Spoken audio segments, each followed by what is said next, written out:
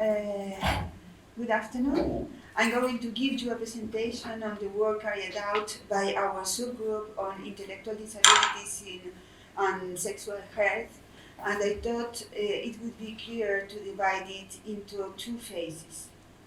The first phase began in the meeting on January 2020 in Vienna and finished after the online meeting on July of the same year.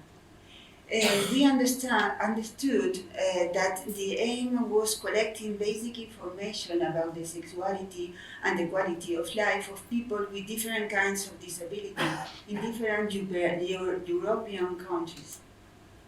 We tried to complete the template proposed by the organizers, but the task was very difficult because the topic is extraordinarily broad. What was to be defined? The sexuality of people with disabilities.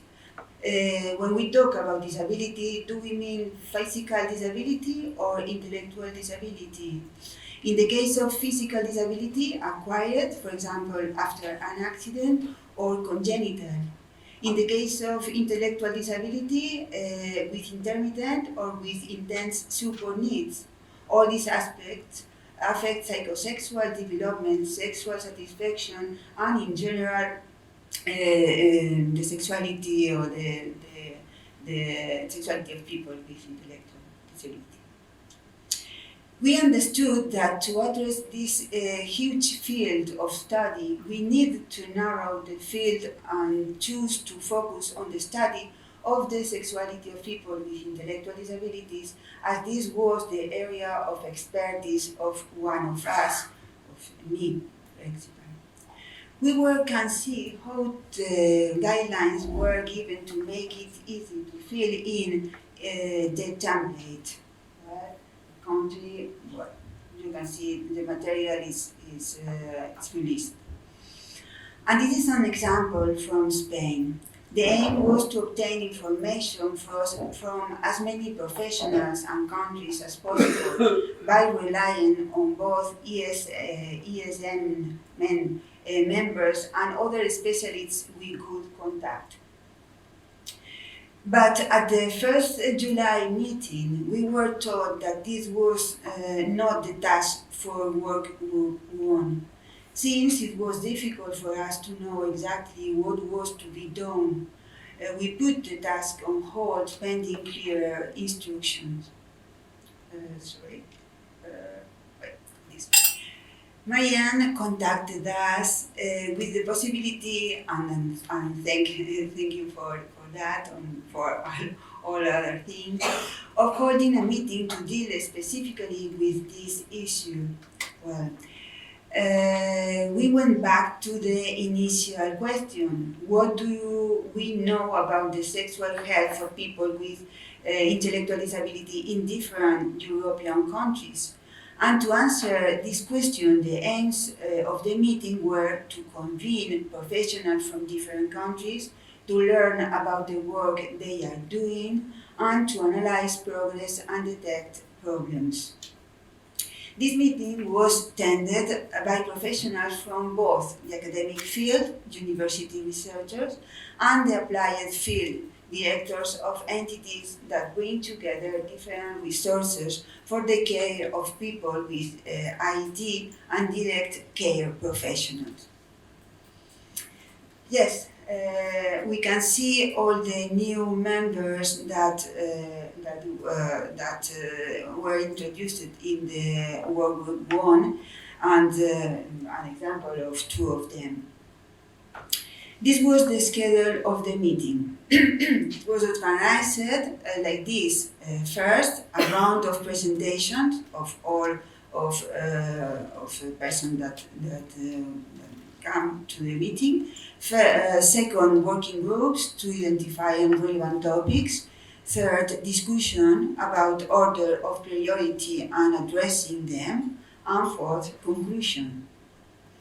The presentation showed the training activities carried out by public and private entities to improve the quality of life related to the sexuality of people with intellectual disabilities in Belgium, of the group Ubuntu that has more than 35 centers in Belgium, and in Spain.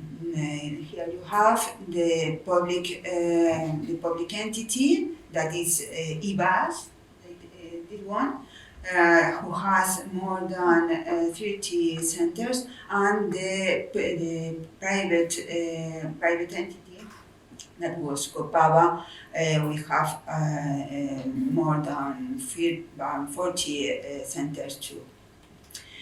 We learned about the work done by professionals belonging to organizations like Plena Inclusión, which bring together more than 60 centers, preparing specific materials for them and their families. And the work carried out in the field of prevention of a huge problem in this group, the sexual abuse by Protedis, a national entity. It also was very enlightening to hear from them what their most basic needs are. We are able to see that after lockdown, despite advances in relationship technologies, they still prefer human contact. In the field of research, we see how knowing the attitudes that the general population, relatives and professionals working with them have regarding their sexuality is a fundamental element in order to be able to develop effective actions. To close this round, we present some of the lines of research that we are carrying out at Salusex and whose links we make available to you in case you might like more about our work in greater depth. In our website there are a lot of materials that you can use for free about assessment of several aspects related to them, and with another things like cybersex and etc. We then divided into groups to identify from the presentations made which areas had been most frequently addressed. Once identified, the task was to number them in order of importance. First, intimacy. Second was sexual abuse, and third, healthy sexual development. That these topics are the more important for the people. After, in the order, was social contact, quality of life of people with intellectual disabilities, sexual education, attitudes of parents and general population, coordinated work, adapted materials, and one-to-one and couple support for their needs. That is necessary to work at different levels, but in a coordinated way to be able to give an answer to such an important challenge as the sexual health of people with intellectual disabilities. Sorry. Yes, we have to join forces by training professionals in the knowledge of their needs, their rights, etc., with appropriate materials. That is the level 1. At the level 2, we have to know the reality of public and private centers that in many occasions cannot do more because of their economic restraints and human resources. At the level 3, we must obtain information about the most relevant and pressing problems of the professionals who work with them on a daily basis. At the fourth level, to try to provide a response through research by offering programs that have been tested and proven to be effective. And finally, we must give a voice to family members and people with IED because after all they are the main protagonists and unfortunately they are not always listened to. all this work is being made by, in the first level, Protelis and Plena Inclusion, two of the entities that I talked about before, IVAS and Copava and Ubuntu in the level 2, professionals like Ana Belén Correa or Beatriz or Johan Warner at the third level, and in the fourth level of the university researchers, we can see several universities of Spain and especially Salusex that is our research group. Well, the conclusions we came to were that we need to know in depth the reality of the different countries around us in order to join forces, because this script is perhaps not representative of the European context. This has been a first contact, but we need to widen the network and achieve a more intensive participation of ESM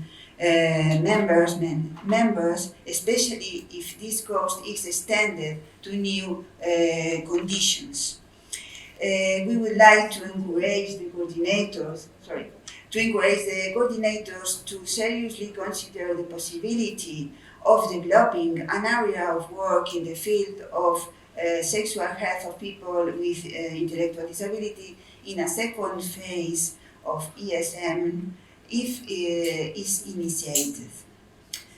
Well, after the Valencia meeting, we've made a study, systematic review using the Cosmin method, and now it's under review in archives and sexual behavior. Well, if you like to get in touch regarding any of the matters or any of the issues I've mentioned, please don't hesitate to email me. Thank you very much for listening to me. I'm sorry for my bad English. Sorry.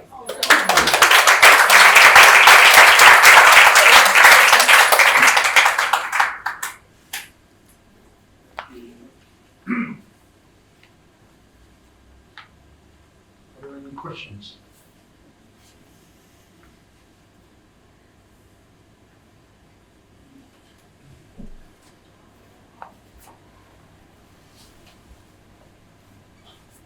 Thank you very much, Dolores. That was a really fascinating presentation, so thank you. Could I ask that in the work that you have done, was it possible to look at some of the issues around, for example, pregnancy and rights within populations of young people with intellectual disabilities? Because I know certainly in the UK, there are almost competing interests in terms of protecting children from not children, young adults, people, from the possibility of pregnancy. So the emphasis there very much on a preventative model, and then the rights of self-realization, which is kind of part of how we think about kind of child. So I just wondered whether there was anything within the work that you've been doing that talked to that. Yes. I don't know if I understand the question, but I think we have a lot of rights of the people, of the rights of the people, no?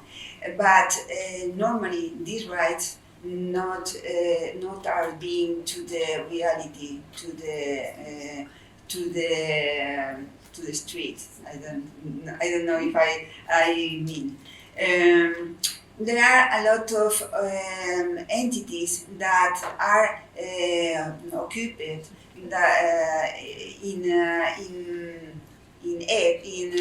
help these people, but they must to work together, to work in a coordinated way, because normally the people with intellectual disabilities don't live this reality, these rights. They don't have Okay, so so effectively, it almost comes back to what you're saying. Is effectively these rights are not facilitated or enacted in any way, Yes. because certainly in the UK, while there has been a strong push towards the rights of people with intellectual disabilities to have families themselves, the sad reality is that for many of these people, these couples, children are removed at a very early stage very often, simply because it's seen that there isn't sufficient there to support children within that particular context. Yes, yes. Oh. In Spain, it's the same. It's the same. Okay, Yes, thank it's you the same. so much. Thank you. Thank you. Lola, thank you very much for this very interesting talk. And I want to tell you that I'm very happy that your subgroup developed. And I find it so important. Really find it so important. And of course, we try our best to continue to support your subgroup. I have also I also had an idea. There is a maybe there is a movement from Red Bull in Salzburg, Wings for Life, for people with paraplegia, and I wrote them once if we could be somehow of an help for them, and then said yes, we could concerning this topic. There would be a fund.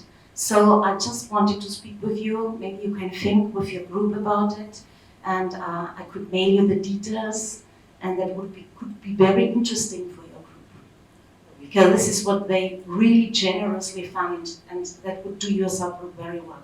Maybe you contact me. Yes. Okay. Thank you. Thank you very much. Yes. Thank you, Laura, again.